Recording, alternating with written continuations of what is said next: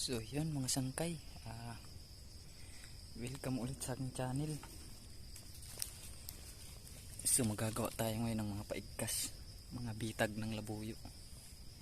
Ayun, dala ko yung under training ko na pangati.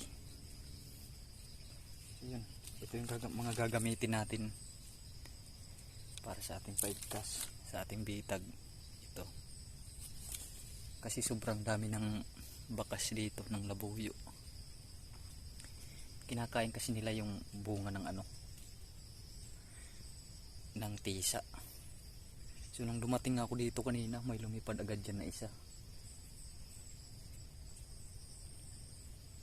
So yun, pakita ko lang sa inyo mamaya kung paano maglagay ng trap ng labuyo. So ayun mga sangkay, nakapag na tayo ito. Nakapagbitag na tayo isa,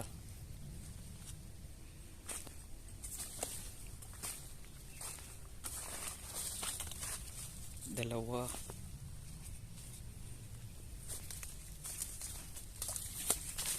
meron ba dito? Right, dalawa,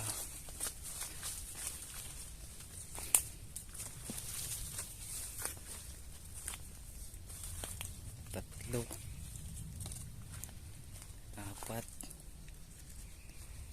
Sunod yun, nandun yung dalawa, bali anim yung bitag natin. Yun, so, sobrang daming labuyo dito mga sangkay, kasi ito yung mga pinagkainan nila.